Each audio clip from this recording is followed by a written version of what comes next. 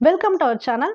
Madras high court recruitment போர்ட்டலில் இன்னைக்கு வந்த முக்கியமான ஒரு நோட்டிஃபிகேஷன் பற்றி இந்த வீடியோவில் பார்க்கலாம். இந்த சேனலுக்கு புதுசுனா சப்ஸ்கிரைப் பண்ணிக்கோங்க, பெல் ஐக்கானு கிளிக் பண்ணி வச்சுக்கோங்க. அப்போ தான் நாங்கள் போடுற வீடியோ இமீடியட்டாக உங்களுக்கு ரீச் ஆகும். எந்தெந்த போஸ்ட்டுக்கு வந்திருக்கு அப்படின்னு பார்த்தலாம். நோட்டிஃபிகேஷன் சோப்தார், அலுவலக உதவியாளர், வீட்டு உதவியாளர், ரூம் பாய், இந்த போஸ்டிங்க்கெல்லாம் கொடுத்துருக்காங்க நோட்டிஃபிகேஷன். ஃபுல் டீடைல்ஸ் எல்லாமே பார்த்தலாம். என்னென்ன குவாலிஃபிகேஷன் வேணும், ஏஜ் என்ன இருக்கணும், அதை பற்றிலாம் பார்த்தலாம். அறிவிக்கை நாள் இன்னைக்கு தான் 6/4/2025 அன்னைக்கு தான். இணையதளம் வாயிலாக பதிவு செய்ய மற்றும் சமர்ப்பிப்பதற்கான கடைசி நாள் எப்போ வந்து உங்களுக்கு லாஸ்ட் டேட் கொடுத்துருக்காங்கன்னா 5/5/2025 மே 5 தான் வந்து கடைசி டேட்டு. நீங்கள் வந்து மே 5 வரைக்குமே அப்ளிகேஷன் போடலாம்.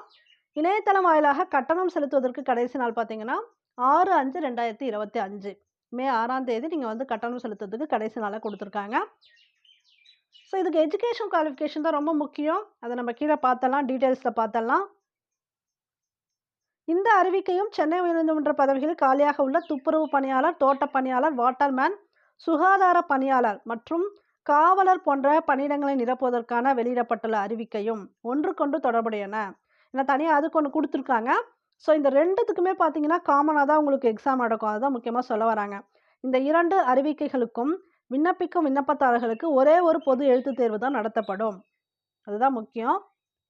ஸோ ஒரு விண்ணப்பதாரர் 2 அறிவிக்கைகளிலும் அறிவிக்கப்பட்டுள்ள அனைத்து பதவிகளுக்கோ ஒன்றுக்கு மேற்பட்ட பதவிகளுக்கோ விண்ணப்பித்து ஒன்றுக்கு மேற்பட்ட பதவிகளுக்கு தேர்ச்சி பெற்றிருந்தால் நீங்கள் வந்து அப்ளை பண்ணலாம். ஒருவேளை நீங்கள் வந்து தோட்டக்காரருக்கும் அப்ளை பண்ணலாம், அது மேலே அலுவலக உதவியாளருக்கும் அப்ளை பண்ணலாம்.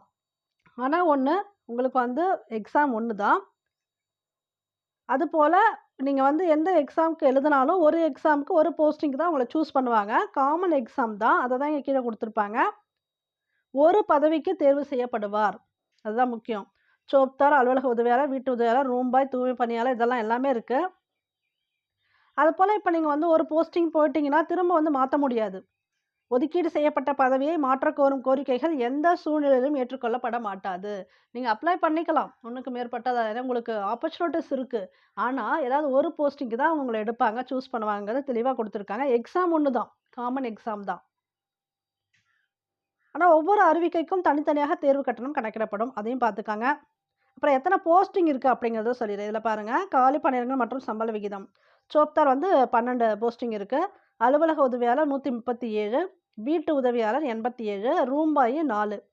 ஸோ இத்தனை போஸ்டிங் கொடுத்துருக்காங்க. சம்பள நிலை பார்த்தீங்கன்னா ஒரே மாதிரி தான் இருக்குது. ரூபாய் 15,700லேருந்து 58,100 வரைக்கும். அப்புறம் ஸ்பெஷல் காம்பன்சேட்டரி அலவன்ஸ் கொடுப்பாங்க, அது கொடுத்துருக்காங்க. இதில் வந்து நீங்கள் தெளிவாக பார்த்துக்கணும். ஒரு சில போஸ்டிங் கம்மியாக இருக்கிறதுனால அதுக்கு நீங்கள் சூட்டபிள் வந்தால் அதுக்கு அப்ளை பண்ணிக்கோங்க. இல்லை அதிகமாக இருக்க போஸ்டிங்க்கு அதுக்கு சரியாக வரணும், அப்ளை பண்ணிக்காங்க. எல்லா போஸ்டிங்கும் போட்டு எக்ஸாம் எழுதிட்டு கன்ஃபியூஷன் பண்ணிக்காமல் உங்களுக்கு எது கரெக்டாக வரும் அப்படிங்கிறத சூஸ் பண்ணிக்கோங்க. 1, 2க்கு நீங்கள் அப்ளை பண்ணலாம், ஆனால் கரெக்டாக சூஸ் பண்ணி அப்ளை பண்ணிக்கோங்க. அப்புறம் காலி பணியிடங்கள் மற்றும் அதன் பங்கீடு இந்த அறிவிக்கையில் இணைப்பில் கொடுக்கப்பட்டுள்ளது. கீழே கொடுத்துருக்கேன்னு சொல்கிறாங்க. இப்போ ஏஜ் ரிலாக்ஸேஷன் என்ன, ஏஜ் எவ்வளோ இருக்குன்னு அது பார்த்தலாம். ஜென்ரலாக பார்த்தீங்கன்னா ஆதி திராவிட வகுப்பினர், ஆதி திராவிட அருந்ததியர், பழங்குடி வகுப்பினர், மிகவும் பிற்படுத்தப்பட்ட வகுப்பினர், சீர்மரபினர், இவங்க எல்லாத்துக்குமே பார்த்தீங்கன்னா 18 வயசு கண்டிப்பாக நிறைவடைஞ்சிருக்கணும். அதுக்கப்புறம் 37 வயசு, அதுக்கு மேலே இருக்கக்கூடாது அதிகபட்ச வயது. 1/7/2025 படி. அப்புறம் மற்றவர்கள் ஒதுக்கீடு வகையை சார்ந்தவரா அல்லாதவர்கள் அப்படின்னா இவங்களுக்கு பார்த்தீங்கன்னா வயசு 18 மினிமம், எல்லாருக்குமே 32 வயசு தான் மேக்சிமம்.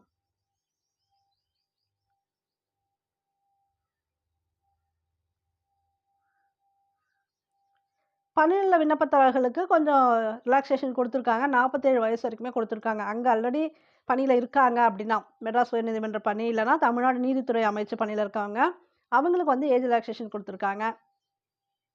கல்வி தகுதி இங்கே தான் வந்து அவங்க வந்து கரெக்டாக செக் வச்சுருக்காங்க. என்னென்னா இப்போ போன தடவைலாம் வந்து எக்ஸாம் கேட்டப்போ ஆஃபீஸ் அசிஸ்டன்ட் மற்ற எக்ஸாமுக்குலாம் டிகிரி இருந்தாலும் ஓகே அப்படின்னு அப்ளை பண்ண சொன்னாங்க.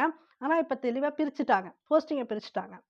இந்த போஸ்டிங்க்கு நீங்கள் வந்து டிகிரி வச்சுருந்தா உங்களுக்கு வந்து அப்ளை பண்ணுறது கஷ்டம். ஏன்னா +2 வரைக்கும் தான் அவங்க கேட்டிருக்காங்களே. +2 தான் மேக்ஸிமமே இவங்க கொடுத்துருக்காங்க. ஆனால் டிகிரி படித்தவங்களுக்கு இன்னொரு ஆப்பர்ச்சுனிட்டி கொடுத்துருக்காங்க. அது என்னென்னு பார்த்தீங்கன்னா தனியாக ஒரு நோட்டிஃபிகேஷன் கொடுத்துருக்காங்க. பர்சனல் அசிஸ்டன்ட் டு ஜட்ஜஸ் அது மாதிரிலாம் கொடுத்துருக்காங்க. அதில் பார்த்தீங்கன்னா டிகிரி கேட்டிருக்காங்க. ஸோ இந்த தடவை தெளிவாக பிரிச்சுட்டாங்க. கல்வி தகுதி பார்த்துக்கலாம். விண்ணப்பதாரர் அறிவிக்கை தேதி அன்று 8ஆம் வகுப்பு தேர்ச்சி, அல்லது அதற்கு இணையான படிப்பில் தேர்ச்சி பெற்றிருத்தல் வேண்டும். அதிகபட்சமாக 12ஆம் வகுப்பு அல்லது அதற்கு இணையான கல்வி படிப்பிற்கு மிகாமல் இருத்தல் வேண்டும். விண்ணப்பதாரர் தான் +2 கல்வி படிப்புக்கு மேலாக எந்தவித உயர் படிப்பும் படிக்கவில்லை, உயர் படிப்பை தொடரவில்லை என்று உறுதிமொழியை பதிவு செய்ய வேண்டும். நீங்கள் ஒருவேளை என்ன பண்ணிடுவீங்க, டிகிரி முடிச்சுட்டு கூட பரவாயில்ல நான் ஆஃபீஸ் அசிஸ்டண்ட் அப்ளை பண்ணுறேன் அப்படின்னு நீங்கள் அப்ளை பண்ணிங்கன்னா, உங்களுக்கு கரெக்டாக வந்து அவங்க டெக்ளரேஷன் கேட்டிருக்காங்க. என்ன உறுதிமொழி கொடுக்கணும்னா, நான் வந்து மேல் படிப்பு படிக்கல, +2 வரைக்கும் தான் படிச்சிருக்கேன் நீங்கள் வந்து அங்கே கொடுக்கணுமா. விண்ணப்பதாரர் தேவையான கல்வி தகுதிக்கு மேலாக படித்திருந்து அதை விண்ணப்பிக்கும் போது மறைத்திருந்தால் அந்த நபர் மீது சட்ட நடவடிக்கை மற்றும் குற்றவியல் நடவடிக்கை எடுக்கப்படும். தெளிவாக இதை புரிஞ்சுக்காங்க. அதனால இந்த போஸ்டிங்க்கு +2 வரைக்கும் இருக்கவங்க அப்ளை பண்ணுங்க. உங்களுக்கு நீங்கள் வந்து டிகிரி முடிச்சவங்க இருக்கீங்கன்னா அதுக்கு இன்னொரு நோட்டிஃபிகேஷன் இருக்குது, இன்றைக்கே வந்து கொடுத்துருக்காங்க, அதை போய் பாருங்கள்.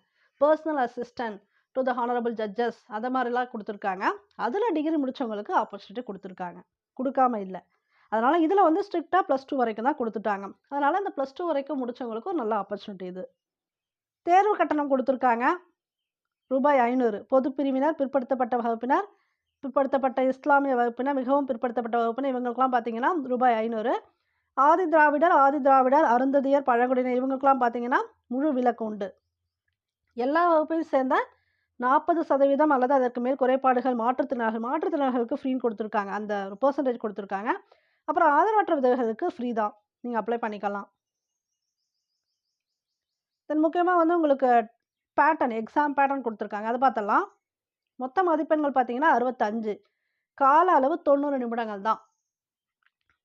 இதில் வந்து பார்த்தீங்கன்னா உங்களுக்கு 100 மார்க்லாம் கிடையாது, 65 மார்க் தான். அப்ஜெக்டிவ் டைப் கொஸ்டின்ஸு 65 கொஸ்டின் கேட்பாங்க. ஒரு மதிப்பெண் வந்து ஒரு கொஸ்டினுக்கு ஒரு மதிப்பெண் அப்படி கொடுக்குறாங்க. அது மாதிரி நீங்கள் தப்பாக எழுதிருந்தாலும் உங்களுக்கு மதிப்பெண்லாம் குறைக்க மாட்டாங்க, நெகட்டிவ் மார்க்ஸ்லாம் கிடையாது. நீங்கள் 65 கொஸ்டின் எழுதலாம் தைரியமாக. இதில் வந்து பகுதி வந்து என்னென்னா தமிழ் தான். தமிழ் இதில் வந்து மொத்தம் ஒரு 25 கொஸ்டின்ஸ் கேட்குறாங்க, அதாவது 25 கொஸ்டின் கேட்குறாங்க. ஆனால் நீங்கள் குறைஞ்சபட்சம் 10 கொஸ்டின் கரெக்டாக அட்டன் பண்ணியிருக்கீங்கனாலே உங்கள் பேப்பர் வந்து வேல்யூட் பண்ணுவாங்க. ஆனால் 10க்கும் கீழே நீங்கள் 25க்கு 10க்கு கீழே மார்க் எடுத்தீங்கன்னா உங்களுக்கு வந்து அவங்க எவலுவேஷன் பண்ண மாட்டாங்க, எடுத்துக்க மாட்டாங்க அடுத்ததுக்கு மெயினாக. ஸோ தகுதிக்கான குறைந்தபட்ச மதிப்பெண் 10வது எடுக்கணும். அடுத்து பகுதி ஆல பார்த்தீங்கன்னா அடிப்படை அறிவு தான். தமிழ் மற்றும் ஆங்கில வழியில் இருக்கும். மேக்ஸிமம் உங்களுக்கு தமிழ் இந்த 8th லெவல் போஸ்டிங் அப்படி தான் கொடுத்துருக்காங்க, தமிழில் தெளிவாக கொடுத்துருப்பாங்க. இந்த ஹேண்டிகேப்டு பர்சன்ஸ் இருந்தாங்கன்னா அவங்களுக்கு இங்கிலீஷ் கொஸ்டின்ஸ் கொடுப்பாங்க.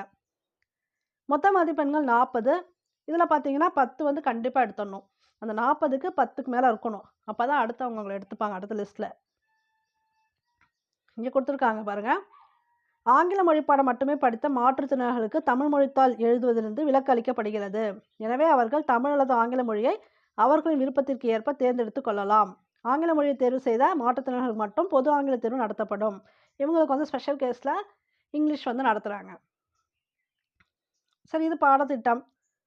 பொதுத்தமிழ் 8ஆம் வகுப்பு வரை தான் உங்களுக்கு கொடுத்துருக்காங்க, தமிழ்நாடு அரசு பாடத்திட்டம் 8ஆம் வகுப்பு வரை. அதுபோல் அந்த மாற்றுத்திறனாளிகளுக்கு பொது ஆங்கிலம்.